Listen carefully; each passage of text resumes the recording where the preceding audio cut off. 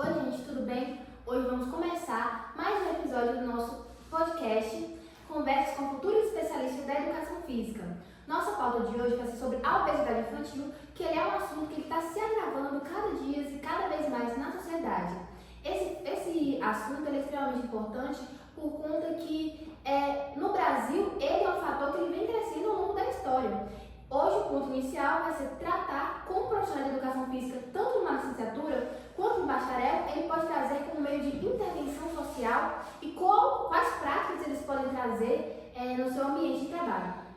Para isso a gente trouxe dois futuros profissionais, ainda estudantes de educação física. Todos nós somos discentes do curso de educação física da UNEB do Campus 12 de Guanambi, e nós estamos realizando aqui esse trabalho, com base na nossa orientadora, Iris Moreira, e nós temos aqui hoje Carlos Eduardo, Luane, eu, Larissa, e a outra apresentadora, Lázara Rayane.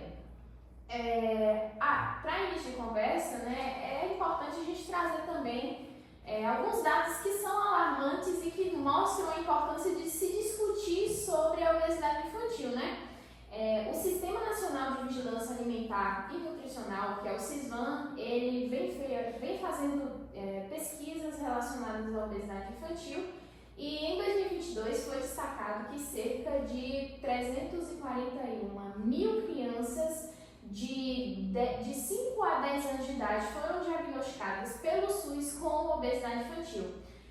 Outros dados alarmantes que a gente pesquisou, que servem para conceituar e alarmar também, fazer parte da nossa discussão hoje, é sobre que hoje em dia no Brasil, de 1 em cada 3 adolescentes brasileiros de 10 a 19 anos, eles vêm tendo excesso de peso, o que mostra que a obesidade infantil é uma temática que necessita de discussão, que necessita ser pauta também da saúde pública. Então, diante disso, a gente veio trazer essa questão aqui para discutir com vocês sobre a obesidade infantil. Então, para iniciar o nosso diálogo aqui, eu quero perguntar a vocês quais vocês consideram os principais fatores para que a obesidade infantil ela venha ocorrendo de forma tão drástica e tão forte na nossa sociedade entre as crianças e adolescentes ultimamente. Olha, um fator que influencia muito hoje em dia, que é muito debatido, é a questão da genética. Muitas pessoas têm uma predisposição a adquirir gordura. Isso vem dos antepassados nossos, que a gente precisava caçar e estocar gordura como forma de energia para ter um armazenamento legal ali. Então, o que acontece? Hoje, há muitas pessoas que realmente têm essa predisponibilidade da genética, porém a gente tem que levar em consideração também não só isso, mas a questão de hábitos. O que acontece? Muitas pessoas, inclusive os adolescentes e crianças, se alimentam muito mal, comem salgadinhos, ficam muito tempo na tela. Isso entra diretamente também na questão da cultura familiar. O que acontece? Os pais hoje em dia, devido aos trabalhos em excesso, as rotinas puxadas, tentam buscar algo mais prático. Então chegam em casa, botam arroz para descongelar ou pedem no iFood. Isso cria uma cultura para a criança de que ela aprende com o pai. Se ela vê os pais comendo, logo elas vão querer comer também.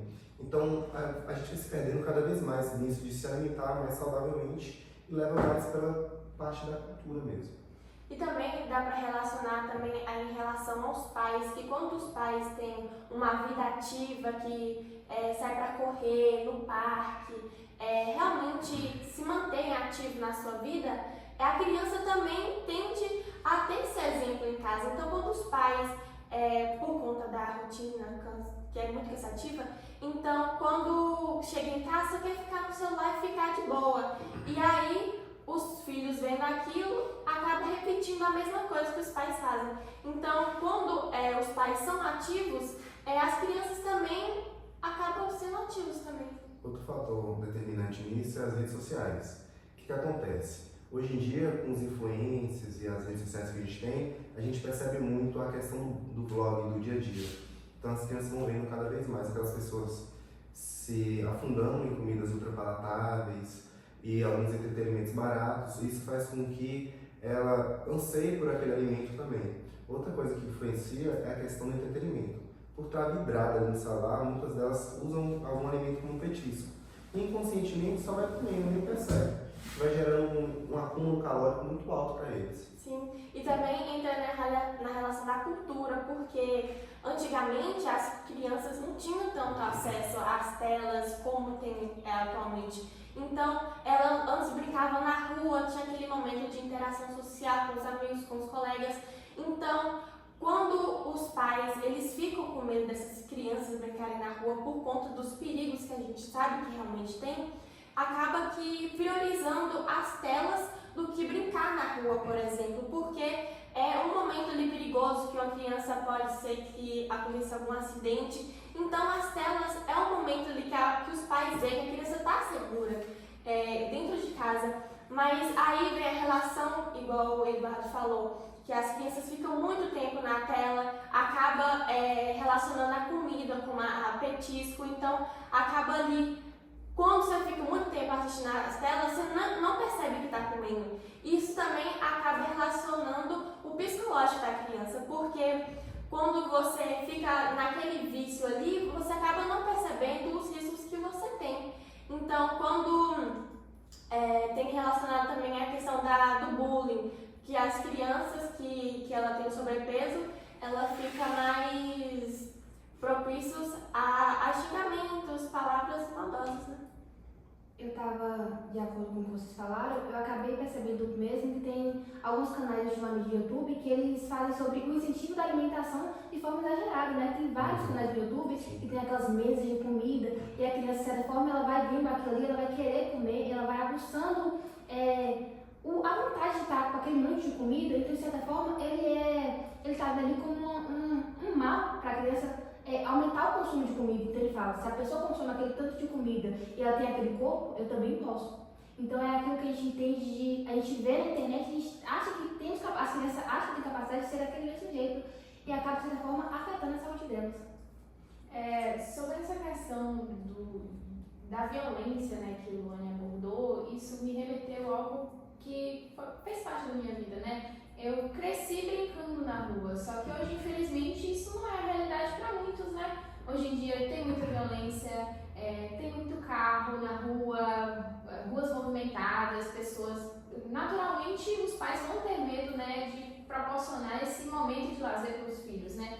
Claro que se eles não estiverem ali em cima olhando o que está acontecendo, a melhor forma de protegê-los, né, dos perigos, acaba sendo muito difícil mesmo diante da rotina, né? Então isso me fez pensar também da importância de ter espaços de lazer seguros para essas crianças, né? Para que elas possam se movimentar de fato, para que elas não fiquem tão retidas no ambiente domiciliar ali, né? Naquela questão da tela que vocês tanto falaram. Então é importante que o governo também pense, né, nesses espaços de lazer para crianças, nos parquinhos que sejam de qualidade, que não sejam mal acabados, que não sejam perigosos, tem muitos parquinhos perigosos, né, por aí. Então, além também de quadras, de iniciativas voltadas para cultura mesmo local, de esporte, de lazer, tudo isso acaba sendo muito importante, né?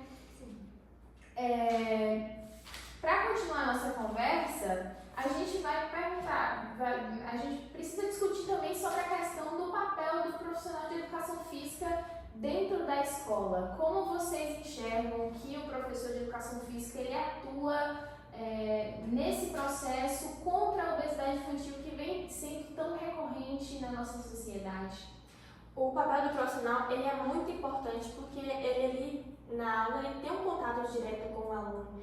Então, ele percebendo as potências, as limitações daquele aluno, eles conseguem organizar a aula de acordo com que eles consigam participar, que eles consigam se sentir inclusos naquele ambiente. E também vem em relação que os profissionais, os professores também, junto com outras pessoas da escola, conseguem organizar algum evento que dê para estimular essas crianças, como para a prevenção de doenças também, que é muito importante porque a questão da obesidade ela influencia também bastante a saúde.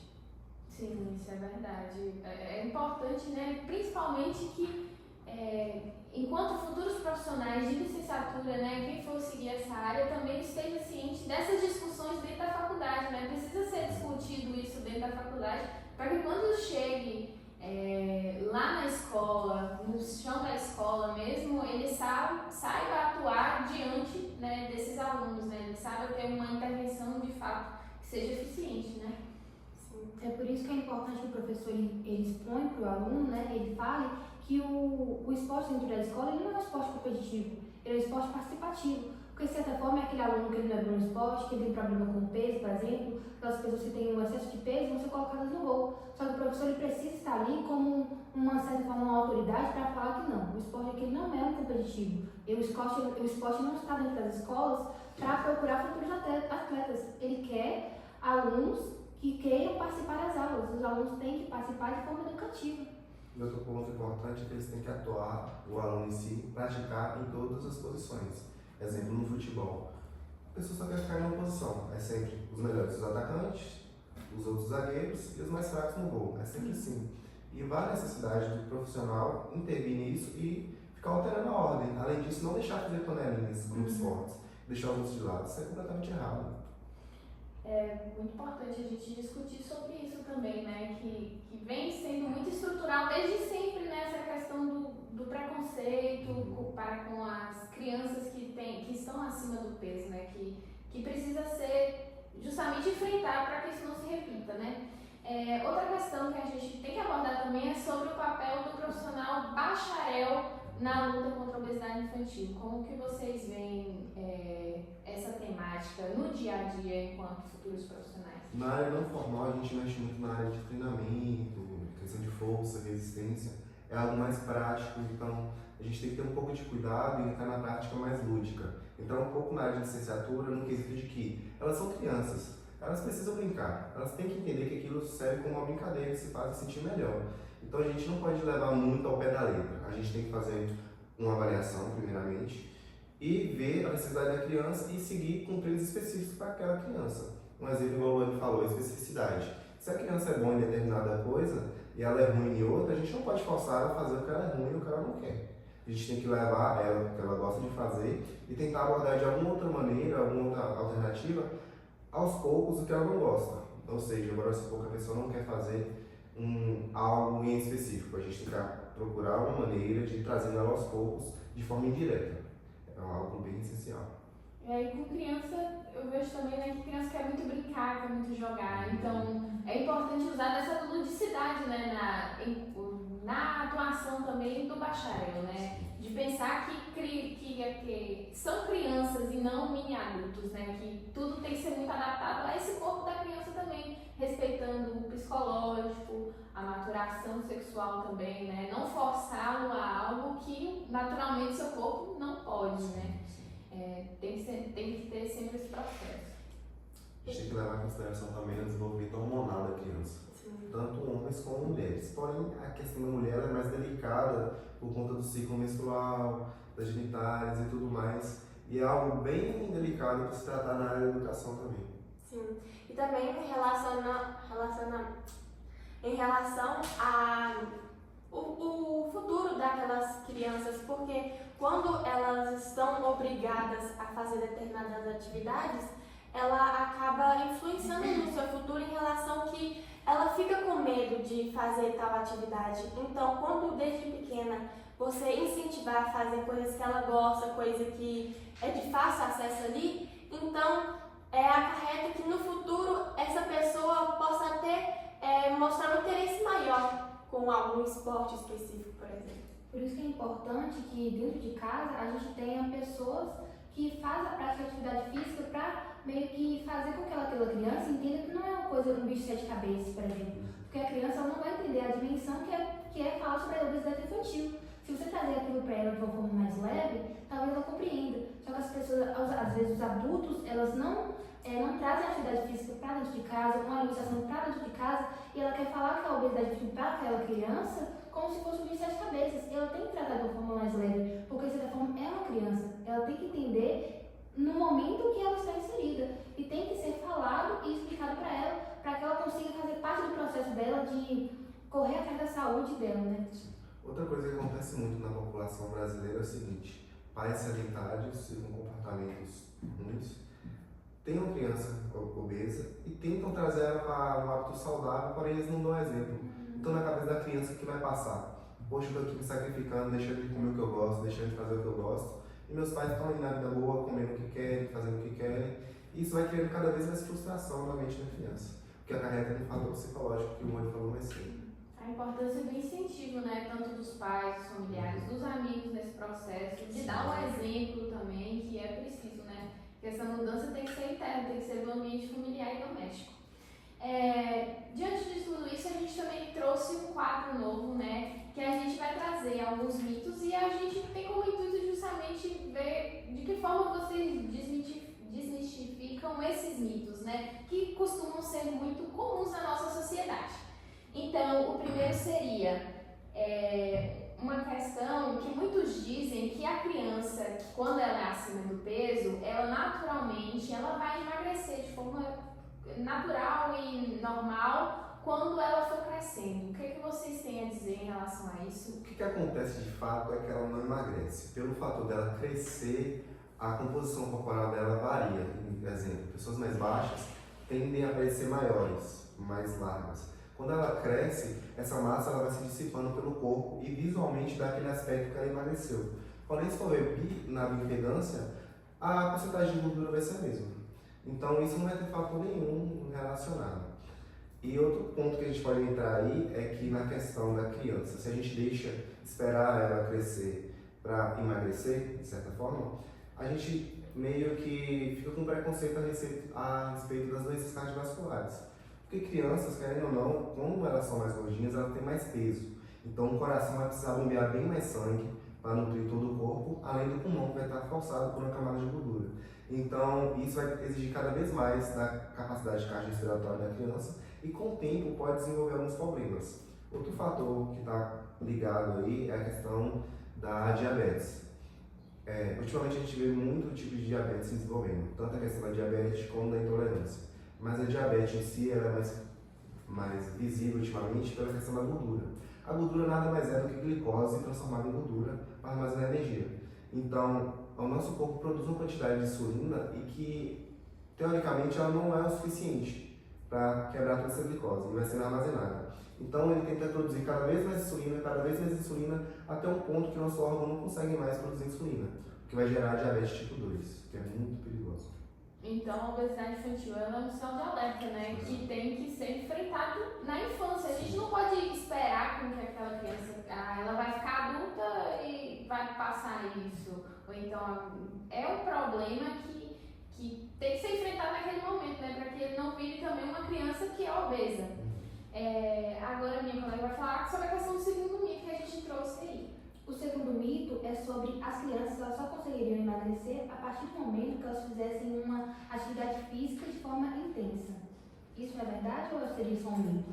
Com certeza é mito, porque a criança você tem que trabalhar com ela com a ludicidade, que seja algo prazeroso. E não pode colocar atividades muito intensas porque ela vai acabar sobrecarregando, igual a Larissa tinha falado anteriormente, porque muitas pessoas acham que criança são mini adolescentes e não, tem que respeitar o progresso de maturação dela. Então você tem que colocar uma atividade que seja leve, que seja prazerosa e que seja interativa ali, para que realmente ela pegue o gosto ali da atividade. Essa questão de intensidade para a criança é muito errada, porque quando a gente é criança, até um certo ponto, a gente tem uma coisa chamada linha epifisária, que é a linha dos ossos que permite que nossos ossos cresçam e a gente fique maior.